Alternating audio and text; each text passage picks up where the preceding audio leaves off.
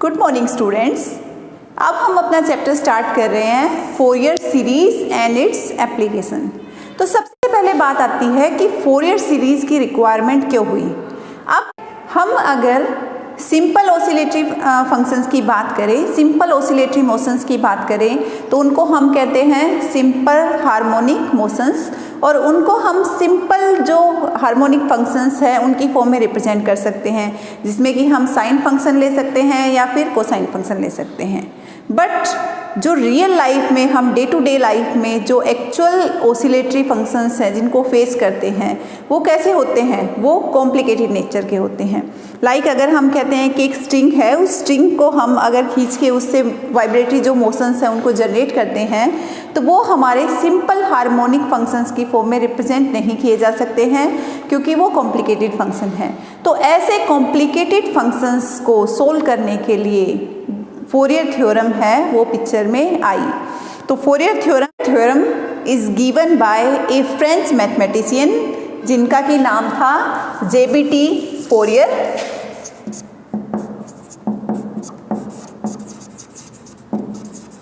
और ये थ्योरम उन्होंने 1822 में प्रपोज की थी। तो अब हम समझते हैं कि फोरियर थ्योरम क्या होती है। इनके नाम से ही इस थ्योरम का नाम पड़ा था फोरियर थ्योरम। तो अब हम समझते हैं कि फोरियर थ्योरम क्या होती है। एनी पीरियोडिक फंक्शन और regularly repeating wave however complicated of wavelength lambda may be considered as made of simple harmonic waves of definite amplitude, phases and periods, and can be described in terms of an infinite number of sine and cosine terms added together। क्या मतलब हुआ इसका कि हमारे पास एक oscillatory periodic function है। ये periodic function complicated nature का हो सकता है, वेवलेंथ इसकी कुछ फिक्स है लैम्डा। हम क्या कर सकते हैं, इस कॉम्प्लिकेटेड फंक्शन को कंसीडर कर सकते हैं कैसे कि ये made up of simple harmonic waves, simple harmonic waves से मिलके बना हुआ है, कि आपकी number of simple harmonic waves को जब कंबाइन कर देते हैं तो ये कॉम्प्लिकेटेड फंक्शन बनता है। और ये जो सिंपल हार्मोनिक वेव्स जो लेके चल रहे हैं यहाँ पे, उनका डेफिनेट एम्पलीट्यूड होगा, फेजेस होंगे एंड पीरियड्स होंगे। तो इसका मतलब क्या हुआ कि कॉम्प्लिकेटेड फंक्शन है उसको हम डिस्क्राइब कर सकते हैं कैसे, in terms of infinite number of sine and cosine terms added together. और ये साइन और कोसाइन टर्म क्या है, these are simple harmonic functions. तो एक कॉम्प्लिकेटेड फंक्शन है उसको सिंपल हार्मोनिक फंक्शंस की टर्म में हम एक सीरीज की फॉर्म में लिख सकते हैं, और उस सीरीज में ये सिंपल हार्मोनिक फंक्शंस की इनफाइनाइट टर्म्स एडेड होंगी। यहाँ पे हम मान लेते हैं कि जो ft हमारा फंक्शन है ये एक पीरियोडिक फंक्शन है, एंड इसका जो टाइम पीरियड है उसको हम t से रिप्रेजेंट कर रहे हैं। तो अगर t टाइम पीरियड है इस ft फंक्शन का, तो हम लिख सकते हैं f of t plus n t equals to f t. मतलब ये t टाइम पीरियड के बाद ये फंक्शन अपने आप को रिपीट कर रहा है। y इस फंक्शन के डिस्प्लेसमेंट को रिप्रेजेंट कर रहे हैं। n की वैल्यू यहाँ पे 0 +-1 +-2 एंड सो ऑन, ये पॉसिबल वैल्यूज हैं। मीन्स वन साइकिल में फंक्शन रिपीट हुआ, सेकेंड टाइम पीरियड के बाद फिर से फंक्शन रिपीट हुआ, थर्ड टाइम पीरियड के बाद फिर से फंक्शन रिपीट हुआ। तो इस टाइप से एक रिपीटेड फंक्शन है, एक पीरियोडिक फंक्शन है। अब इस पीरियोडिक फंक्शन को हम फोरियर थ्योरम की हेल्प से कैसे लिख सकते हैं, इसको हम लिख सकते हैं a नोट एक constant plus a1 cos omega t plus a2 cos 2 omega t plus and so on, इस टाइप से an cos n omega t. Cosine की हमारे पास इनफाइनाइट नंबर ऑफ टर्म्स होंगी, and b1 sine omega t plus b2 sine 2 omega t plus and so on, इस type से bn sine n omega t, and आगे भी आपके पास sign की भी इनफाइनाइट टर्म्स होंगी।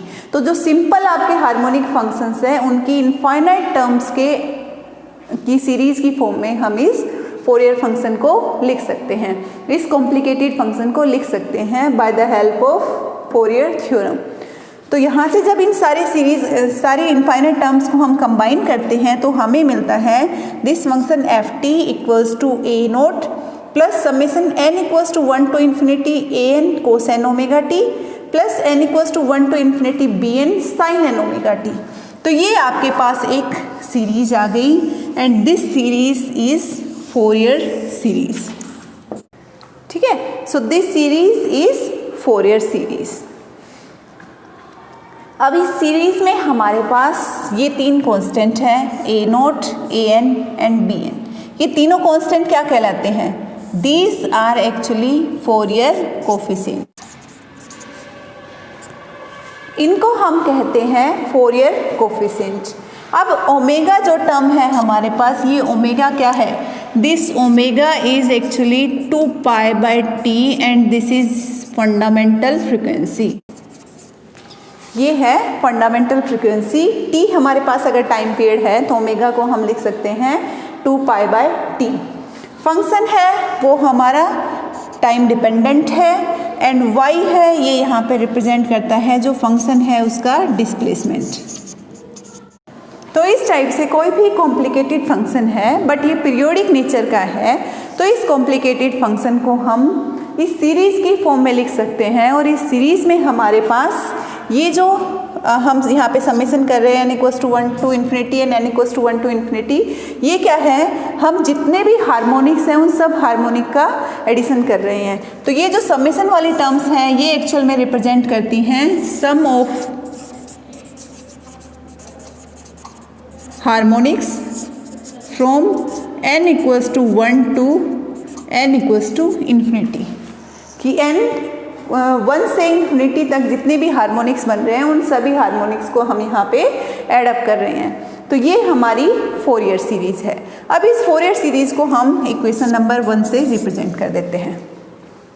इस फोरियर सीरीज़ में हमने देखा हमारे पास तीन कोफिशिएंट हैं, a nought, a n and b n. तो सबसे पहले हम इन तीनों कोफिशिएंट्स की वैल्यू फाइंड आउट करेंगे। तो अब हम देखते हैं कि ये हमारी जो फोरियर सीरीज़ है, इस फोरियर सीरीज़ के कोफिशिएंट्स को हम कैसे फाइंड आउट कर सकते हैं। तो अब हम करेंगे इवोल्यूशन ऑफ फोरियर कोफिशिएंट। सबसे पहले हमारा जो कोफिशिएंट आता है वो है ए नोट। इस सीरीज़ में ए नोट की वैल्यू फाइंड आउट करनी है, तो उसके लिए हम क्या करेंगे? इस कंप्लीट सीरीज़ को इंटीग्रेट कर देंगे विद रिस्पेक्ट टू टी, और जो t है उसकी लिमिट क्या लेके चलेंगे? इंटीग्रेशन के टाइम हम लिमिट लेके चलेंगे 1 कंप्लीट टाइम पीरियड। तो मतलब हमारी t की वैल्यू है वो लिमिट में वेरी करेगी 0 to capital T, and capital T से हम रिप्रेजेंट कर रहे हैं हमारे इस ऑसिलेटरी फंक्शन का टाइम पीरियड। ठीक है, ये टाइम पीरियड किसके इक्वल है? This time period is actually equals to 2 pi by omega. तो यहाँ पे ये जो टाइम पीरियड है ये हो गया हमारा 2 पाई बाय ओमेगा, और ओमेगा फंडामेंटल फ्रीक्वेंसी है यहाँ पे हमारी। जब हम इस सीरीज़ को इंटीग्रेट करेंगे विद रिस्पेक्ट टू टी और इस लिमिट के अंदर, तो हमारी ये इक्वेशन है ये इस टाइप से मॉडिफाई हो जाएगी। यहाँ से हमें मिलेगा लेफ्ट हैंड साइड में 0 टू डिस्प्लेसमेंट फैक्टर भी अगर हम यहाँ पे लेके चलें तो हम कह सकते हैं 0 to t y d t equals to 0 to T f t D t, and right hand side में हमारे पास है फर्स्ट टर्म ए नोट। तो ए नोट को जब हमने इंटीग्रेट किया विद रिस्पेक्ट टू टी, तो ए नोट कांस्टेंट है, कांस्टेंट को इंटीग्रल के बाहर हमने पुट कर दिया, और यहाँ पे इंटीग्रेशन में हमारे पास क्या बचा? 0 to t D t, plus second term में हमारे पास है summation n equals to 1 to infinity a n cos n omega t. Cos n omega t हमारी टाइम डिपेंडेंट फंक्शन है, सो इसको इंटीग्रल के अंदर रखेंगे, एंड कांस्टेंट फंक्शन है उसको इंटीग्रल के बाहर हमने पुट कर दिया यहाँ पे n equals to 1 to infinity a n integration 0 to t cos n omega T D t, plus third term में अगेन हमारे पास बी एन कॉन्स्टेंट है उसको इंटीग्रल के बाहर रखा। ये टाइम डिपेंडेंट जो फंक्शन है इसको हमने इंटीग्रल के अंदर रखा sine n omega T D t. अब हमारे पास ये तीन टर्म्स आ गई हैं। इन तीनों टर्म्स का अब हम इंटीग्रेशन देखते हैं। सबसे पहले इस फर्स्ट टर्म की मैं बात करूं तो इस फर्स्ट टर्म में मेरे पास इंटीग्रल के अंदर है डी टी। डी टी को जब मैं इंटीग्रेट करूंगी तो यहाँ से मुझे मिलेगा, जब मैं इस टर्म को सोल्व करूंगी तो मैं कह सकती हूँ यहाँ से मुझे मिलेगा टी लिमिट हो गई आपकी 0 टू टी, एंड जब इसको सोल्व करेंगे तो अपर लिमिट मैंने पहले पुट की तो यहाँ से मुझे मिला capital T, minus lower limit मैंने पुट की तो 0, तो इसका मतलब मेरी इस इंटीग्रल की वैल्यू आई कैपिटल टी। इस सेकेंड टर्म को जब मैं सोल्व करूँगी, मेरे पास ये सेकेंड टर्म है और ये मेरी थर्ड टर्म है, सेकेंड टर्म को जब मैं सोल्व करूँगी तो देखो यहाँ से 0 to t cos n omega t dt, इसको जब हम सोल्व करेंगे तो हमारे पास cos n ओमेगा t का इंटीग्रेशन आएगा sin n omega t upon n omega, और लिमिट हमारी हो जाएंगी 0 to t। ठीक है, t की वैल्यू हमारे पास है 2 पाई बाय ओमेगा। अब देखो इसको सोल्व करके देखते हैं। यहाँ से हमें मिला, जब अपर लिमिट मैंने पुट की तो मेरे पास आया sin n ओमेगा, t की जगह मैंने क्या पुट किया 2 pi by omega, and minus lower limit मैंने पुट की 0, सो sin 0 is 0 divide by n omega. अब ये क्या है sin n omega 2 pi by omega, omega को जब ओमेगा से मैं कैंसिल कर दूंगी तो मेरे पास यहाँ पे न्यूमरेटर में क्या बचेगा sin 2n pi, sin 2n pi is 0, तो ये क्या हो गया 0 माइनस 0, इसके फाइनल वैल्यू मेरे पास आ गई 0। तो इसका मतलब इस इंटीग्रल की वैल्यू मेरे पास हो गई 0। अब मेरे पास थर्ड टर्म बची यहाँ पे। इस थर्ड टर्म के इंटीग्रल को जब मैं सोल्व करती हूँ तो ये थर्ड टर्म मेरे पास क्या है integration 0 to t sin n omega t dt। अब इसका जब इंटीग्रेशन करेंगे तो sin n ओमेगा t का integration negative of cos n omega t divide by n omega, and limits है 0 to t, एंड t की वैल्यू अगेन मेरे पास है 2 पाई बाय ओमेगा। इसको जब मैं यहाँ पे सोल्व करूँगी तो देखो cos negative of cosine of n omega, t की जगह मैंने पुट किया 2 पाई बाय ओमेगा।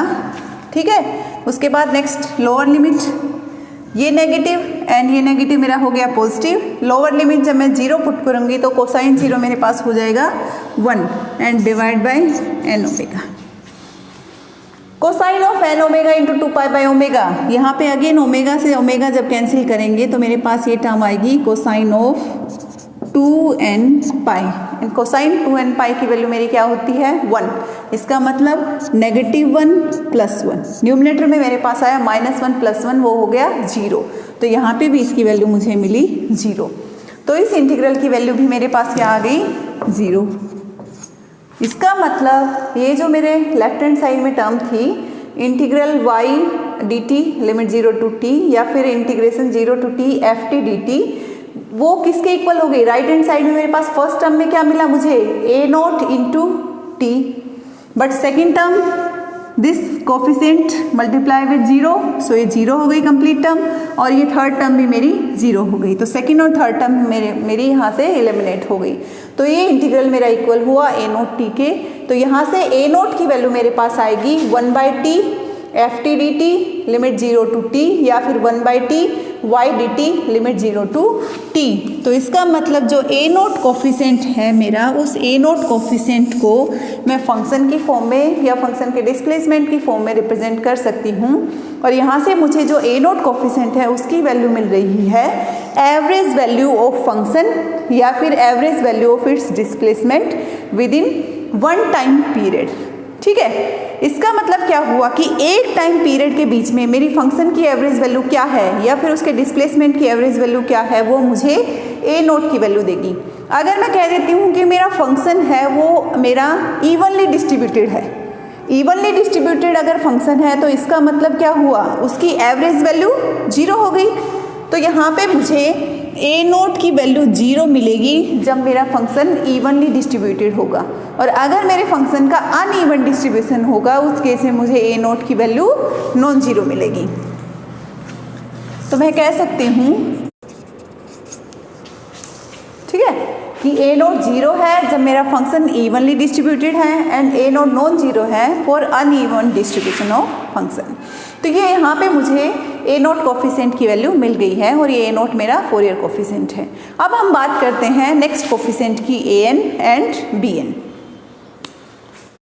अभी हमने फोरियर कोफिशिएंट ए नोट की वैल्यू फाइंड आउट की, और वो फोरियर कोफिशिएंट हमें क्या मिला, a nought equals to 1 by T integral 0 to T f t D t. Means जो हमारा ऑसिलेटरी फंक्शन है, पीरियोडिक फंक्शन है, उसकी एवरेज वैल्यू 1 टाइम पीरियड के बीच में जो होगी वो हमें ए नोट देगा। ठीक है, अब अगेन इस फोरियर सीरीज को यूज़ करके हम फाइंड आउट करेंगे वैल्यू ए एन की। सो नेक्स्ट कोफिशिएंट जो है हमारा वो क्या है, ए एन। इस an की वैल्यू को फाइंड आउट करने के लिए हम क्या करेंगे, जो हमारी ये फोरियर सीरीज़ है, इस फोरियर सीरीज़ को सबसे पहले हम कोसाइन m ओमेगा t से मल्टीप्लाई करेंगे। वो मल्टीप्लाई करने के बाद हम इस सीरीज़ को इंटीग्रेट करेंगे with respect to t and again जो इंटीग्रेशन की लिमिट है उसको 1 साइकिल के लिए लेके चलेंगे, तो हमारी लिमिट रहेगी t equals to 0 to t equals to t, और t यहाँ पे हमारा टाइम पीरियड है वेव का, और इस t टाइम पीरियड को हम लिख सकते हैं फंडामेंटल फ्रीक्वेंसी की फॉर्म में t इक्वल्स टू 2π/ओमेगा। सो अगेन 1 साइकिल के लिए हम इस सीरीज़ को इंटीग्रेट करेंगे विद रिस्पेक्ट टू t। उसके लिए सबसे पहले हम क्या कर रहे हैं, कोस m ओमेगा t से इस कंप्लीट सीरीज़ को मल्टीप्लाई कर रहे हैं। तो लेफ्ट हैंड साइड में हमारे पास क्या आएगा, ft को कोस m ओमेगा t से मल्टीप्लाई किया एंड dt के रेस्पेक्ट में इंटीग्रेशन, लिमिट हो गई 0 to t। Right hand side में हमारे पास ये 3 टर्म्स हैं। फर्स्ट टर्म में हमारे पास हो जाएगा a0 कांस्टेंट इंटीग्रेशन के बाहर, इंटीग्रेशन के अंदर क्या होगा, ये जो हमने मल्टीप्लिकेशन किया था इसके साथ वो हमारा टाइम डिपेंडेंट फंक्शन है। So cos m omega t dt integration 0 to t। Next इस टर्म में जब हम कोस m ओमेगा t का मल्टीप्लाई करेंगे तो हमारे पास अगेन कांस्टेंट टर्म इंटीग्रेशन के बाहर हमने पुट की an, इंटीग्रेशन के अंदर हमारे पास आया cos n omega t cos m omega t into dt and limit 0 to t। और थर्ड टर्म है उसमें फिर से हमने कांस्टेंट टर्म बाहर पुट की, तो इंटीग्रेशन के अंदर हमारे पास आया cos m omega t sine n omega t dt। तो इस टाइप से हमारे पास 3 टर्म्स आ गई हैं। अब हम इनके इंटीग्रेशन सोल्व करेंगे। सबसे पहले हमारे पास इंटीग्रेशन है फर्स्ट टर्म में cosine m omega t dt। इसको जब सोल्व करेंगे तो इसकी वैल्यू हमारे पास 0 आएगी। ये ऑलरेडी हम अपने जो पहले हमने सोल्व किया था उसमें भी हम दिखा चुके हैं कैसे। साइन m ओमेगा t का इंटीग्रेशन हुआ sine m omega t upon m omega, limit हो गई 0 टू t। अब इस t की वैल्यू को जब हम 2π/ओमेगा पुट करेंगे तो एक बार हमारे पास अपर लिमिट पुट करेंगे तो हमारे पास टर्म आएगी साइन 2m पाई जिसकी वैल्यू 0 होती है, और लोअर लिमिट जब हम पुट करेंगे तो हमारे पास आएगा साइन 0, उसकी वैल्यू भी 0 होती है। तो इसका मतलब इस इंटीग्रल की वैल्यू हमारे पास हो गई 0। तो फर्स्ट टर्म में इस इंटीग्रल की वैल्यू हमारे पास आ गई 0। अब सेकेंड टर्म में हमारे पास इंटीग्रल है आपका cosine m omega t cosine n omega t dt। तो इस इंटीग्रल को हम सोल्व करते हैं। इस इंटीग्रल को सोल्व करने के लिए हम क्या करते हैं, सबसे पहले इस टर्म को 2 से मल्टीप्लाई करते हैं एंड 2 से डिवाइड कर देते हैं। अब जो 2 से मल्टीप्लाई किया है इस फैक्टर को हम देखो यूज़ करते हैं, twice of cosine m omega t cosine n omega t means twice cos a cos b। इसका फॉर्मूला हमारे पास है cos a minus b plus cos a plus b, and ये हाफ जो है ये हाफ हमने एज इट इज यहाँ पे बाहर पुट कर दिया। अब इस इंटीग्रल को हमें सोल्व करना है तो हम लेके चलते हैं फर्स्ट सिचुएशन हमारी कि जब n not equals to m है। n और m जो कांस्टेंट है यहाँ पे वो दोनों इक्वल नहीं हैं, तो उस केस में क्या होगा, अगर ये इक्वल नहीं है तो हम इस इंटीग्रल को सोल्व करेंगे। सोल्व करने पे फर्स्ट टर्म में हमें क्या मिलेगा, cosine n minus m omega t का integral sine n minus m omega t divide by n minus m omega, and cosine n plus m omega t का इंटीग्रल हो गया sine n plus m omega t divide by n plus m omega, limit हो गई 0 to t and ये half constant हमने as it is यहाँ पे put कर दिया। अब इस इंटीग्रल को हम सोल्व करें तो देखो t को हमने पुट किया 2π/ओमेगा, तो फर्स्ट टर्म जब अपर लिमिट पुट करेंगे तो यहाँ से बनेगा साइन 2πn माइनस m, और साइन 2π का मल्टीपल है हमारे पास, तो इसका मतलब ये वैल्यू 0 है। लोअर लिमिट हमने पुट की तो अगेन हमें मिला sine 0 that is 0। Second term में हम जब अपर लिमिट पुट करेंगे t की जगह पे 2π/ओमेगा तो यहाँ से हमें मिलेगा sign 2πn plus m, again 2π का मल्टीपल है थीटा यहाँ पे, तो साइन 2π 0, एंड जब 0 वैल्यू पुट करेंगे सो साइन 0 इज अगेन 0। तो इन दोनों का यहाँ पे नेट इफेक्ट हमें मिलेगा इन लिमिट्स के अंदर 0। तो इस इंटीग्रल की वैल्यू हमें मिली 0, कब, जब हमारा n m के इक्वल नहीं था। अब सेकेंड सिचुएशन है कि जब n m के इक्वल हो जाएगा तो क्या होगा। इस इंटीग्रल में जब n और m दोनों इक्वल हो जाएंगे तो इसको हम क्या लिख सकते हैं, इसको हम लिख सकते हैं cosine square n omega t dt। अब cosine square n omega T D T का हमारे पास फॉर्मूला है। यहाँ पे हमने क्या किया, 1/2 एंड 2 मीन्स 2 से मल्टीप्लाई किया, 2 से डिवाइड किया। So twice of cosine square n omega t का हमारे पास फॉर्मूला है 1 + cos 2 n omega t into d t. आपका इंटीग्रेशन अगेन 0 to t के बीच में, और ये जो हाफ कांस्टेंट है वो हमने इंटीग्रल के बाहर रख दिया। अब इस इंटीग्रेशन की वैल्यू जब हम सोल्व करेंगे तो यहाँ पे 1 का इंटीग्रेशन हमारे पास आया t and cos 2 n omega t का इंटीग्रेशन है sin 2 n omega t divide by 2 n omega limit 0 to t। यहाँ पे जब इन लिमिट्स को पुट करेंगे तो सबसे पहले हमने इसमें लिमिट पुट की। जब इसमें लिमिट पुट की तो अपर लिमिट पुट की तो हमारे पास आया capital T minus lower limit 0। तो इसकी जगह हमारे पास आया t माइनस 0, इसका मतलब t हम कह सकते हैं। ठीक है, यहाँ पे जब हम अपर लिमिट पुट करेंगे तो अपर लिमिट अगेन t मेरे पास है 2π/ω। जब मैं t की वैल्यू 2π/ω पुट करती हूँ तो यहाँ से मुझे मिलता है 4nπ दैट इज थीटा। इसका मतलब थीटा इज मल्टीपल ऑफ 2π, और 2π का मल्टीपल अगर थीटा है तो ये वैल्यू हो गई 0। अगेन जब t की जगह मैंने 0 पुट किया तो साइन 0 0, इसका मतलब इसकी जगह पे मुझे मिला 0 जब मैंने लिमिट यहाँ पे पुट की। तो मेरे पास सिर्फ फर्स्ट टर्म की करस्पॉन्डिंग वैल्यू मिली कैपिटल T, और ये जब हाफ जो कांस्टेंट है उसको इसके साथ मल्टीप्लाई करेंगे तो मुझे यहाँ से मिला कैपिटल T/2। तो इस इंटीग्रल की वैल्यू मेरे पास आई T/2 व्हेन n = m। तो इस सेकेंड टर्म में जो मेरा इंटीग्रल था उसकी वैल्यू n ≠ m के केस में मेरे पास आई 0, but when n = m then इस इंटीग्रल की वैल्यू मुझे मिल रही है T/2। अब मेरे पास है ये थर्ड टर्म। इस थर्ड टर्म में मेरे पास इंटीग्रल है cosine of m omega t sine of n omega t dt। इस इंटीग्रल की वैल्यू अब मैं सोल्व करती हूँ। तो यहाँ पे देखो मेरे पास टर्म है cos a sin b। तो यहाँ पे हम cos a sin b का फॉर्मूला अगर लगाते हैं तो वो हमें पता है that is 1/2 sin a plus b minus sin a minus b। तो ये जो इंटीग्रल है इसमें हमारी जो टर्म्स हैं वो इस टाइप से हम लिख सकते हैं। अब ये दोनों टर्म्स हमारे पास आ गई हैं, इसका हम क्या करते हैं इंटीग्रेशन ले लेते हैं।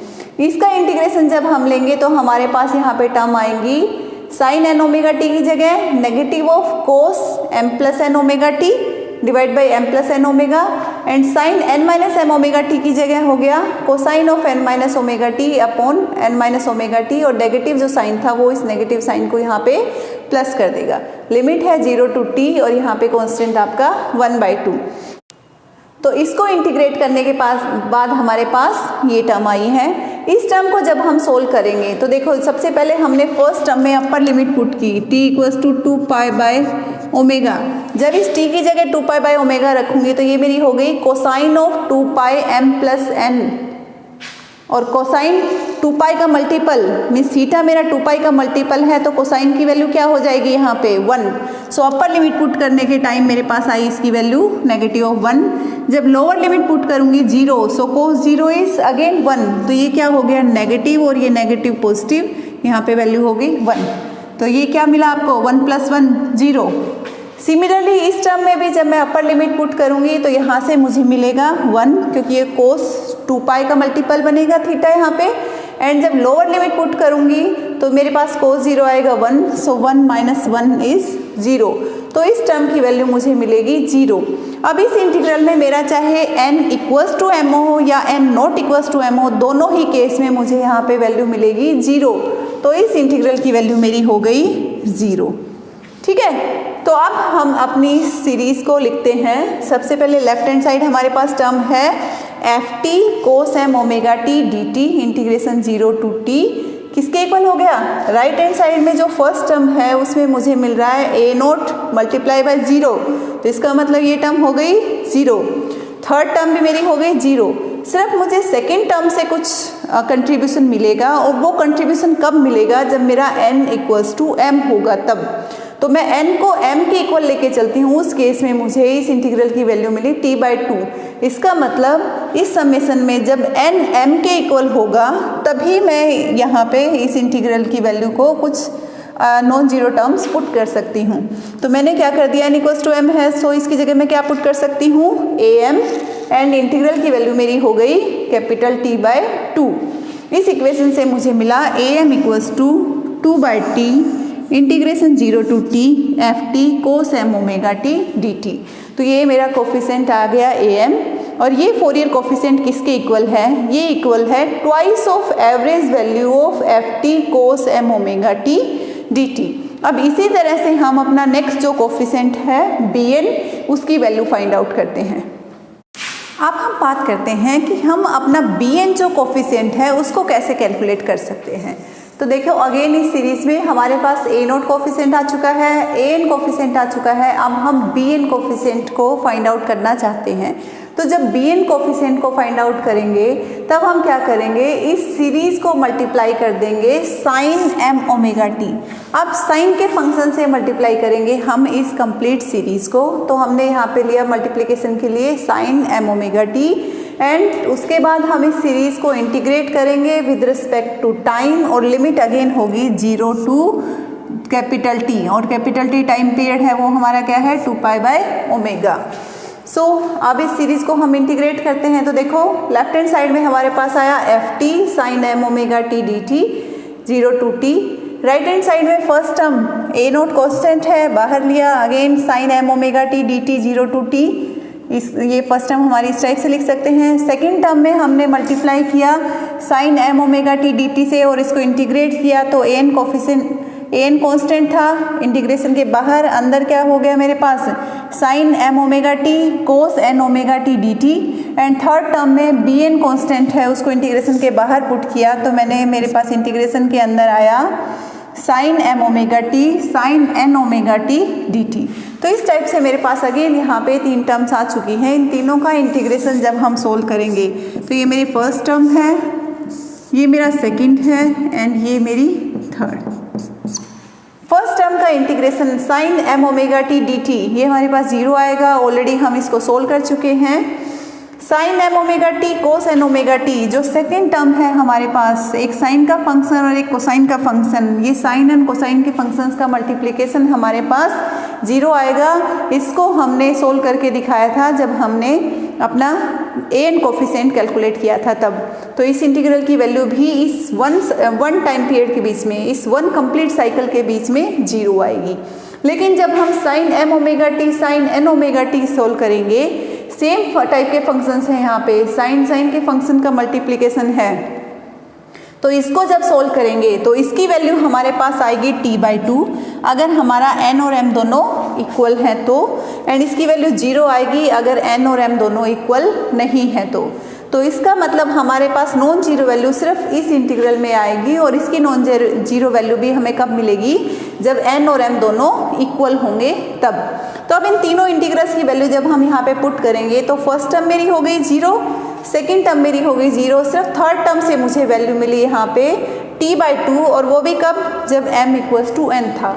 तो ये इंटीग्रल किसके इक्वल हो गया, integration 0 to t ft sine m omega t dt equals to bm, क्योंकि मेरे पास वैल्यू है m इक्वल्स टू n के केस में T/2। So n equals to m का मतलब कोफिशिएंट कांस्टेंट मेरा हो गया bm, और ये वैल्यू इस इंटीग्रल की हो गई T/2। So this is equals to bm T/2, और यहाँ से मेरे पास bm की वैल्यू आई 2/t 0 to t ft sine m omega t dt।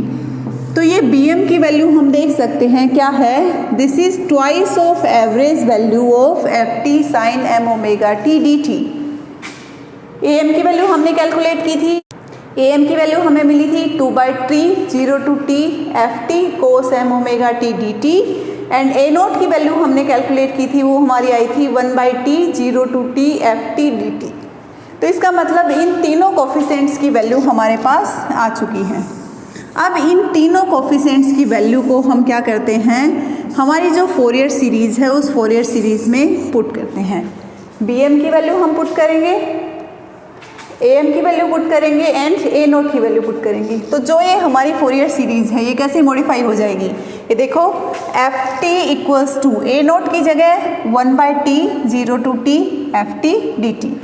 अब उसके बाद ये टर्म है हमारे पास, इस टर्म में हमारे पास जो कोफिशिएंट है उस कोफिशिएंट की वैल्यू हमारी क्या है, इस इंटीग्रल की फॉर्म में, an इस इंटीग्रल की फॉर्म में।